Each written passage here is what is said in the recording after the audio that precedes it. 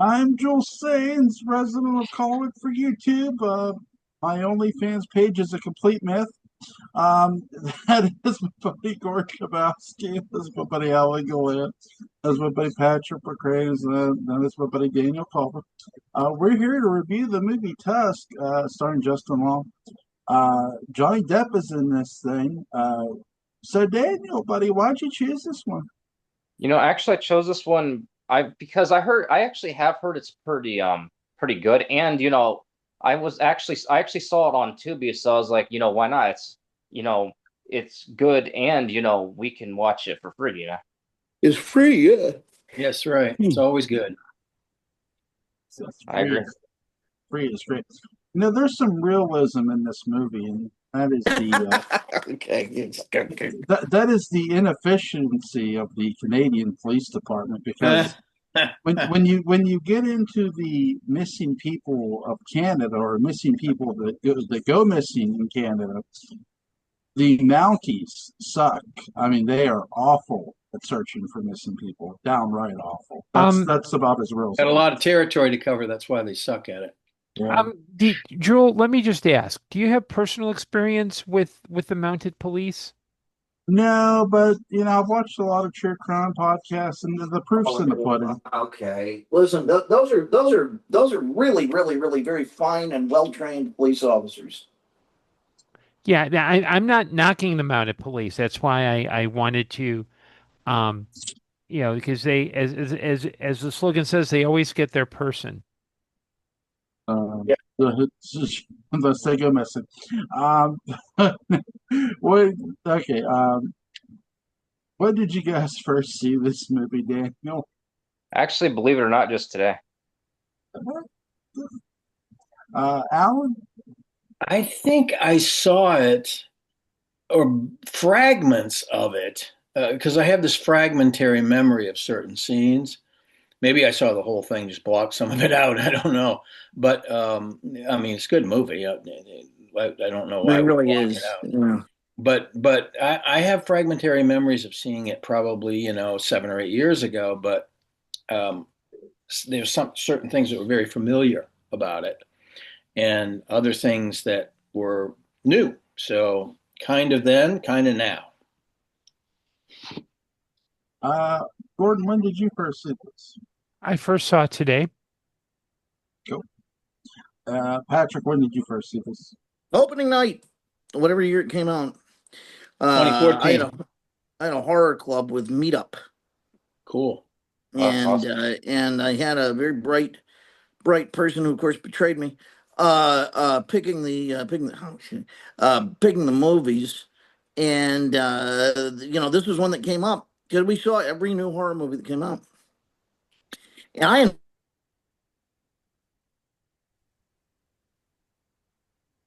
You're Hey, freezing there, buddy. Patrick, you're Okay. frozen. And I'm sure on the other side, Patrick's looking, going, "Oh wait, oh, are everyone else is frozen? It's That's me. right, because Oh, it's usually a mutual experience. yes." with Jonathan Schwartz, I think's the lead, is one of these guys that I feel like I've seen in things, Eh, but then I can Oh never yeah. remember what the hell it was I saw him in. Oh Or yeah. Justin Long. Justin Justin, you Long. see, that's the thing. Yeah. Justin Long. It's Yeah, so. I feel the same way. So he's in Galaxy Quest. He's in, Oh, Gay's he's that one of the kid. he's one of the teens in Yeah. Creepers. Yeah, I don't remember that. I think he's in Yeah. Dodgeball. He is in Dodgeball. He's in Idiocracy.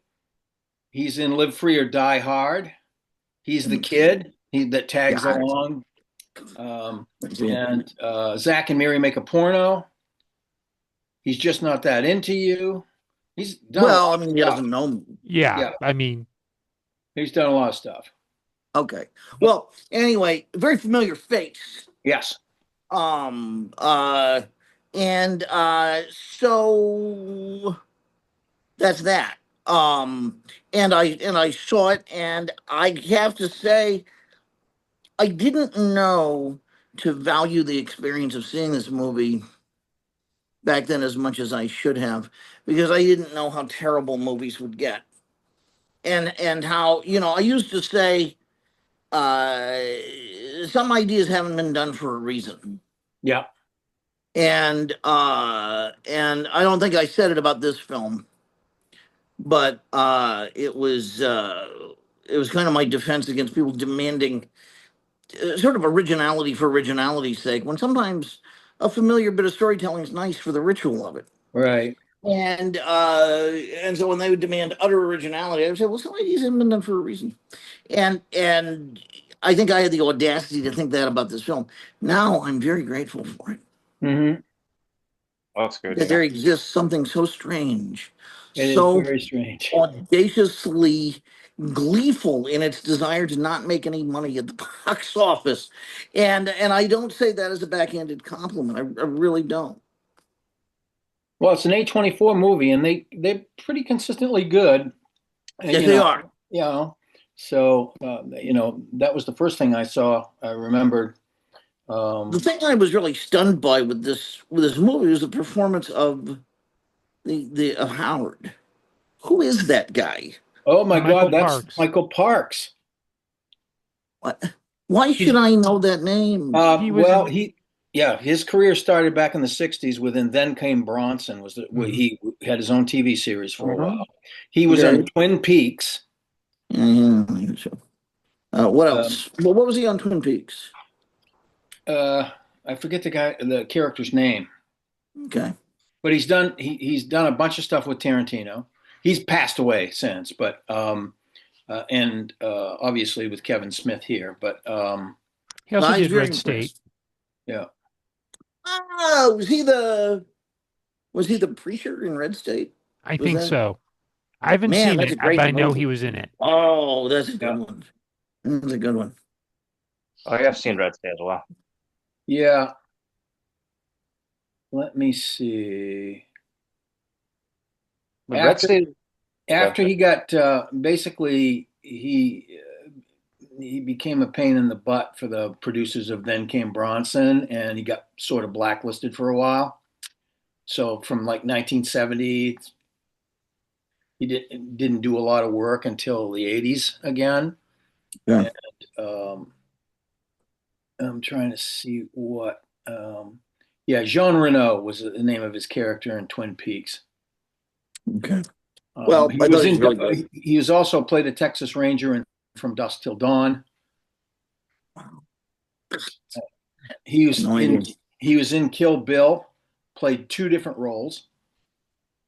He played he played the Texas Ranger from Dusk Till Dawn in the first Kill Bill, and then he played a pimp in the second film called Esteban Viejo. In his latter career, he became really good at being chameleon-like in his appearance. And you see a little bit of that in this film. Yeah. And so he was able to do that. And Tarantino thought that, he got a kick out of that idea, so he let him do it. Yes, Red State.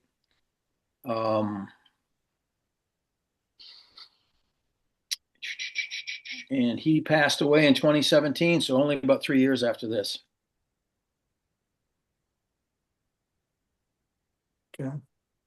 And that's it. But there was a gap of almost 20 years, 15 anyway, that he didn't do much of anything because he was considered a huge problem, and I guess he was during that period of time. So,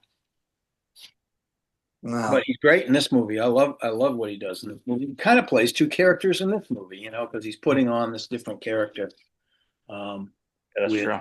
With Lapointe and Lapointe, who Johnny Depp is hilarious in this role. This is the reason it's a horror comedy. I think it's mostly about his role. I think there are some other black jokes in it, of course, but and Haley Joel Osment playing the secret lover of Justin Long's girlfriend is kind of a joke too. I mean, it's just one of those things where these two a-holes have a podcast, and it turns out they're terrible a-holes to each other. They're total a-holes to each other too. So horrible people. And yeah, the name of the podcast, it was pretty. Yeah, I know, like Not it's obviously. C. Yeah, not C. Yeah. Yeah. Yeah, if this was on TikTok, we wouldn't even be allowed to say that. That's the thing. Good thing No, it's without not. spelling it out every single time so that it was clear that it wasn't that other word. Yeah. I like when they called the cops, but then like they hung up on Haley Joel Osment's character because of it. Yeah. Yeah. Yeah. That they were definitely lampooning Canadian efficiency, as you say, Jewel, in several of the things. And then, of course, when they finally get a hold of the guy that's willing to help them, he's like kind of out of his mind. So, Oh, that's true.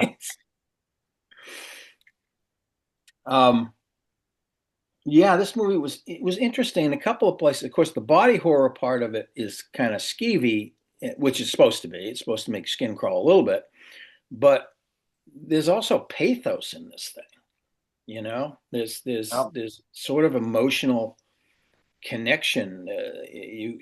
This guy's an a-hole, but you obviously, in an extreme situation like this, you kind of feel sorry for the guy, and Michael Parks is really good at sort of gradually revealing he's completely insane because he's not, in the beginning of it, he's this erudite guy telling stories and feeding phenobarbital or whatever in tea, and comes to find out the guy is a serial killer and has attempted this before. So that's it. Very interesting character. I thought his performance was very layered and very, very good. Yeah, I agree. I agree as well. Mm-hmm. No, I wasn't lampooning the efficiency of the Canadian police department. I was being serious. They've had people go missing, and they once told this guy's friends who were looking for him. They said he went missing in Canada. Well, we found nothing suspicious, yet they found his tent and blood in his tent, but they found nothing suspicious. So they're not good at all. Well, here's the deal. Canada is a huge country, and it doesn't have a lot of people in a lot of it. If you want to, if I lived in Canada, I'd stay in a city. I'm sorry, I'm not going. Mm-hmm. I'm not going up to the Northwest Territory. I'm just not doing that. Yeah, and I'll be honest, I would trust a true crime podcaster's opinions about Canadian law enforcement as I would Law and Order about New York law enforcement. Because it's filtered through a specific. Yeah, it is. I trust Law and Order to tell me all about New York actors. Right. There are a lot of New York actors on Law and Order, so that's 5 different stories, and they just I don't know, man. That's all I'm saying. Well, I mean, I'm sure they picked the ones that were the most mysterious, and the unsolved ones are always the most dramatic too. So it's not like Sorry. I was about to say it's not like they're going to choose a dull, boring one. Like, a guy jaywalked, he got a ticket, but he paid it in court several months later, and he was free to go. Like, there's nothing exciting about that. Now, there was a couple they picked where you could clearly tell that the person was murdered. Yeah. And the mountains were like, well, they could have just killed themselves, but it's like, but there's nothing to suggest that they did kill themselves. There's no suicide note at any of the deaths they suggested for suicide at all. But back to the movie. Johnny Depp is funny in this. He's a lot more funnier in this than he was in the 2012 Tim Burton movie. He actually can do comedy when he wants to. If for reference, see the movie Cry Baby. There's some humor in that. Oh, absolutely. And sinning. But yeah, he's very good in this. Justin Long's very good in this. Yes. This do you miss a walrus? Yes, I do. That's funny. That's funny. I did find the character who was the villain in this interesting because he did have a very fascinating backstory. Yes, absolutely. It's like, damn, dude, you've been around. Yes. Yeah, that whole thing is, that's sort of the beginning of, well, this guy's had an interesting life. He's a bit eccentric, et cetera, et cetera. But he seems to be fairly erudite. He knows his literary references and da da da da da and all this sort of thing. And that's a nice contrast to the fact that uh, Walrus Wallace, is a dick, and so Howard Howe is reserved and erudite at the beginning of it, and once the tables are turned, of course, he's a stark raving maniac. But at this point, you get that contrast between the jerky podcaster and this guy who lives in the middle of nowhere. That seemingly a gentleman's kind of guy. So that's Yeah. the first layer we see of him, of several. So that's kind of fun. I did enjoy the house setting, the fact that they had this big giant house. I do wish, because the most we got like I guess from an exploratory way was when Johnny Depp and them showed up there. That was pretty good. Yeah. So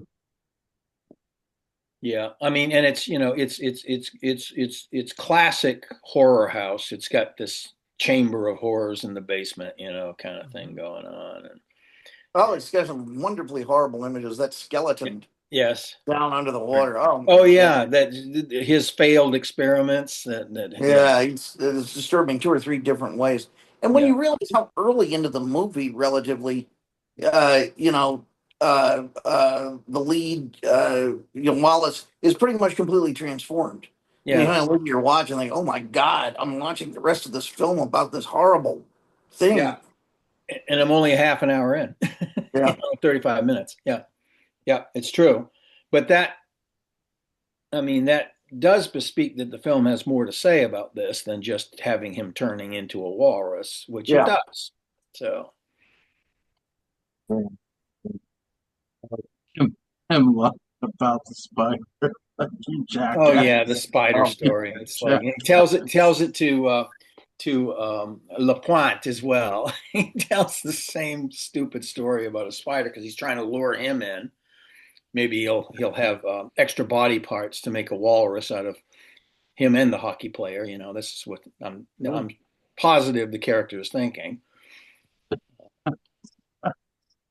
It's like, but what did you guys think of the film's location, very the mansion, Gordon? Oh, what did I think of the film? I I think it's a well-made film, but I kind of felt like the tone was a little mixed because it was trying to be a horror comedy, and I felt that um, there were times where the horror didn't quite meet the. It's like the comedy would often not meet the horror, or the horror wouldn't meet the comedy. Um, I kind of felt like it. I wasn't quite sure if this was supposed to be a typical Kevin Smith movie with horror elements. And let me just say, I have not seen Red State, so I think that's probably might be a better version of this. So if it's a Kevin Smith movie with horror elements, or a horror movie with some of Kevin Smith's dialogue, Elements, yeah, um, because I like personally, I think the Jason Long character deserved to be turned into a walrus because he was such a dick, he was. I and mean, no doubt about it. in I think a traditional horror movie, someone who's that much of a dick, we're not supposed to identify with him. We're supposed to be like, this guy's a douchebag. Yeah, Anything he gets, he deserves. So it was like when I do think Johnny Depp was great in his kind of like French Canadian Columbo cosplay, yeah, even down to the Yeah. weird Peter Falk like voice. yeah.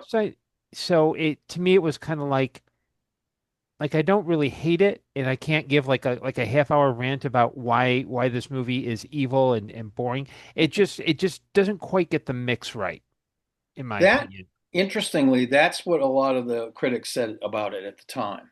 Hmm. That it was kind of fluctuating, a Hmm. little too much. So I think that's a reasonable assessment, for sure.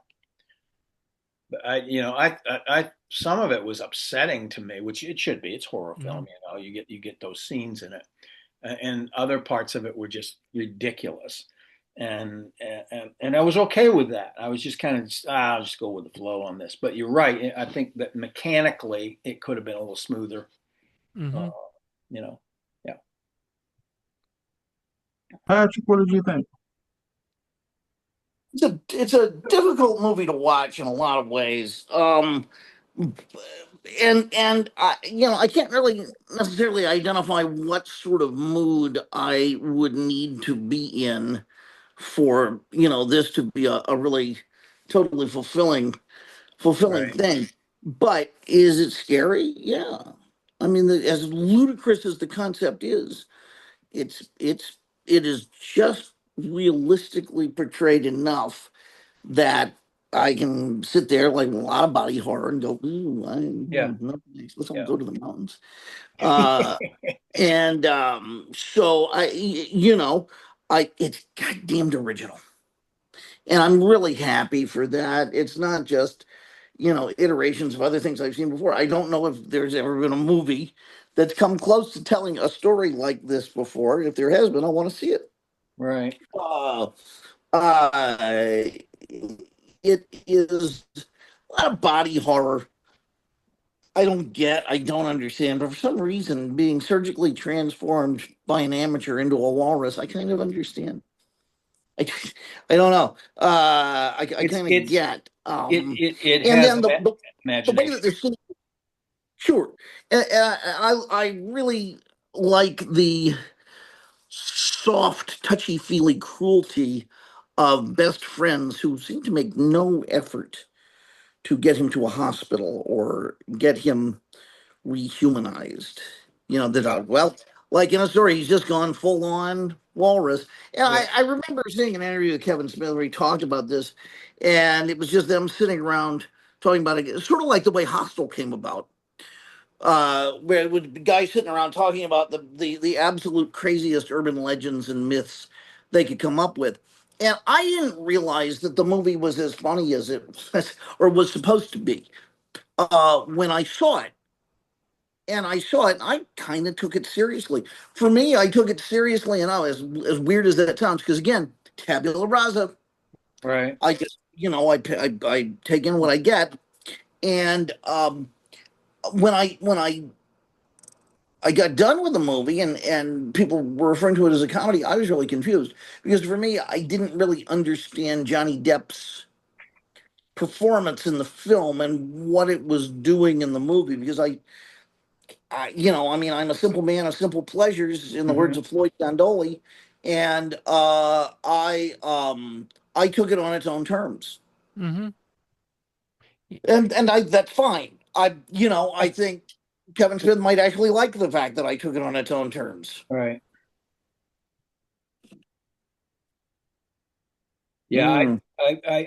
I tend to have um, I tend to see humor in the macabre, and have You always know, done. So it's just I think it's the cynic in me, actually, because yeah, there's just enough not of that you know that I kind of stand out in a crowd. I'll give you another example. When I saw Pulp Fiction, I actually fussed at the people I saw it with, even though they had seen the film first, because I kept saying, "This is serious. Stop. Why are you laughing? What are you laughing about?" I didn't. I saw the humor in none of it. right. I enjoyed it, but Yeah. I read enough books like that and took them on their own terms Hmm. that I took these on it. I mean, I'm not one of those guys who goes to a movie and laughs real loud to let everybody know what a good sense of humor I am. Right. Right. Right. That's not my thing. And of course, I was surrounded by people who did. And so this was kind of the same thing. It's like, yeah, sometimes it is a very dramatic thing to be transformed surgically into a walrus by a Yes. madman. I, Yes. and I'm just simple enough that I live in a world where that's a concern among my many others. Hmm. Hmm. And I don't know if that's a good or a bad thing. Well, anybody that's I will say this much: anybody that's had their uh, body fucked with, or assaulted, or abused in any way is going to have a visceral reaction to this kind of body. Sure, and I have, and I do, and So have I. mean, so Yeah. I took it very seriously. Yeah. As odd as it sounds. Mhm. That's understandable. What do you guys give this movie? Scale 1 to 10, Gordon? I will give it a 7. I think like the Johnny Depp that from him on it works, but to me the getting there is just kind of very iffy. Alan? The getting there is a little iffy, not because of the time frame, because getting there happens fast, but in terms of getting to that energy of the story, that okay, he's been transformed, now where do we go from here? And that's part of the reason I think where it's hard to figure what it wants to be sometimes, because there's maybe too much time to kind of mess around with those ideas. But I give it an 8 because, again, I can separate that from some of the performances that I really, really enjoyed, and that comes from me, being the scene studier and doing all that sort of thing. So, and I've mentioned that before because it's true. So sometimes I can enjoy it for that reason alone, even if the story is a bit disjointed. I recognize that it is disjointed or can't quite make up its mind in places. But Parks and Depp do a fantastic job. And the guy that's in the walrus costume, I mean, my God, that must have been freaking physically demanding as hell, being in that costume all day long. Because he's basically flopping around on his pelvis all day long, with probably 50 or 75 or 100 pounds of stuff on him. I wonder if any of that were hydraulics. I don't know. Some of it might have been. They could have had puppeteers working flippers and doing things like that. I think I would like to think we live in an age and that Kevin Smith can command enough money that would be possible. Yeah. And I think he can command intermediate money. So that's a lot of money in the cinema world. So yeah. Oh yeah, I'd give it an 8. I'd say 8 out of 10 as well. Okay. Yeah, it was pretty good. Like, I might watch this again. That's how impressed I was by it. You glitched for a second, Patrick. I figured as much. Yeah. But yeah, I would think that he would that Smith would command at least intermediate money by this point in his career, which is a lot of money in Hollywood. Or sure. So yeah. Sure, to keep the actor comfortable. Yeah. I'm gonna give this. Nest. So, I'm gonna give this a 6 out of 10. Oh really? Yeah. Yeah, he's turned off by the Canadian police. So No, I'm not turned off by the Canadian police at all. There's a couple things. As soon as you get up to the mansion and you see the guy, and he gets upstairs to the guy in the wheelchair, my first thought is this jackass can walk.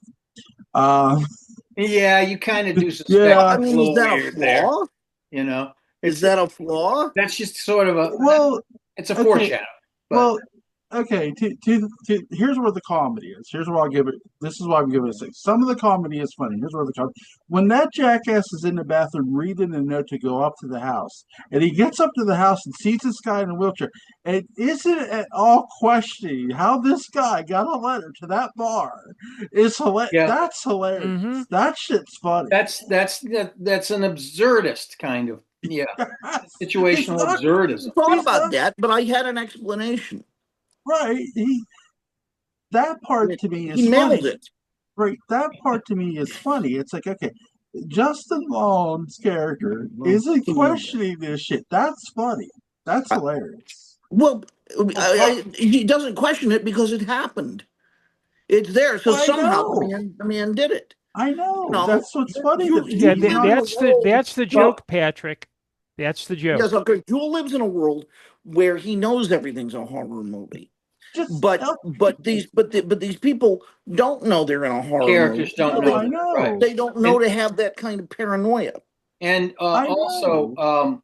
Wallace is distracted by his ambition to get some kind of juicy story. Yeah. He's Yes. really He's so freaked out smart. about not being able to do that. So He's this so smart. It doesn't occur to him that someone would do something like that this. he's actually in a trap, right? And, Yeah. and Wallace's humor is to me is his stories. I met him, you jackass. Why is it funny? It's funny. It just What? is. That he It just is. wait. What part of that sequence is? I just need to know, like, what part of that. Going from that to the story about how he meets the walrus as Justin Long's got the penis bone in his hand, that's humorous. That whole sequence is funny. It's so weird, Joel. It's so weird because to me, drinking tea, holding a penis bone, and hearing true life stories about Ernest Hemingway, that's all in a day's work. Yeah. No, I really do. I take that I take it completely seriously. I know it sounds weird, but God. I really do. I really do. I'm glad you find it funny. I'm sure Kevin Smith found it very funny. But I'm the weirdo in the audience who's like, life sometimes is like that. It is. Observe. I've had mentors that had lives like that, you know. Oh yeah. And that's, Oh, yeah. At 25, you sit there and you go, holy shit, no kidding, because you've never experienced anything like that. Mm-hmm. And so, yeah, I'm okay with that. And yeah, it is kind of humorous a little bit because he's such a douchebag. And this other guy who is, he's being a gentleman with him in a weird kind of way. And we know he's kind of weird because he lives in this house in the middle of nowhere. We know that he's going to be kind of weird, But so, yeah, I mean, I can understand why it would be, somewhat funny, but also how it can be interpreted as just being part of an intense situation where it's being propelled by this one guy's ambition and the other guy trying to figure out a way to entrap him. Yeah. I swear to God, I'm not bragging. I really mean it. But I've known people who've had Hemingway stories. Sure. Mm-hmm. Yep. And so for me, it was like, tell me more. Oh, yeah. Well, there's one problem with the ending though. Well, in my opinion, maybe because it's supposed to be a horror comedy, it's not like that big a deal. But yeah, the ending, like where his girlfriend ends up, visiting him to feed him in that other place. Obviously that probably wouldn't happen. I mean, like it would be hard to undo the walrus shit, but in real life he'd probably be in like an institution or something. Well, that's why I talked about, sort of their very casual cruelty. It is. It's absurd on one side and it's very affecting on the other. I mean,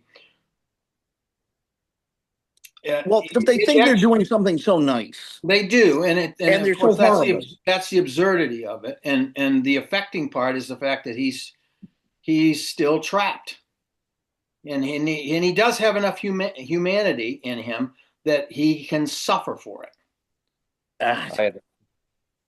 It's weird because it's kind of funny Mm-hmm. because they kind of mislead you a little bit because you think like Johnny Depp's character was going to kill him. Sure, he's going to shoot him, put him Mm-hmm. out of his misery, which is probably what he should have done. Because the next scene, it's like these two idiots are just going to put him in a friggin' zoo, Yeah, Oh, and yeah, I'm sure after that 1 year later scene, they never bother with him again. Yeah. She just cried and said, horrible "Oh, I zoo, love too. you," and then went away. And the two of them were already screwing each other anyway. So, Mm-hmm. that's the end of that. That was not a Pigeon Forge zoo. That was a Cherokee, North Carolina zoo. Yeah. It was cool. Yeah. Where the turf dies and they have to spray paint it green so the guests don't think it's a complete cesspool. It's Gordon's turn to pick a movie. I think, we've been doing a pretty good string of horror comedies with a little bit of Poe in between. Mm-hmm. What I'd like to do is maybe shift up and do a little British television science fiction, a little bit British TV horror. Um, Nigel Neal, who wrote the Quatermass um, uh, series, also wrote a bunch of various other things for the BBC, including a movie from 1972 called The Stone Tape, which I think has kind of an interesting, I'd say a near Dark Shadows vibe. So I think we will do that for tomorrow. Cool. Okay. Mhm. All right. And it's available free on YouTube. So Okay. Cool. I'll send that in the morning. Awesome. That sounds good. Yep. Sounds Is excellent. is anybody got anything to add before we go? Nothing I can think of. Shop smart. Shop out smart. Link to Patrick McCray's Dark Shadows, Dave Kapowski in the description box. Link to Gordon Dymowski's Amazon page and website will be in the description box. Link to Alan Gallant's YouTube channel. Cullen's Porch After Dark will be in the description box. And link to Daniel Culver's YouTube channel, Magic Dove, will be in the description box. You folks have a nice night. Yeah, Peace pizza. and love. Peace and love. Bye, everyone. Have a good evening, gentlemen. Have a good evening, guys.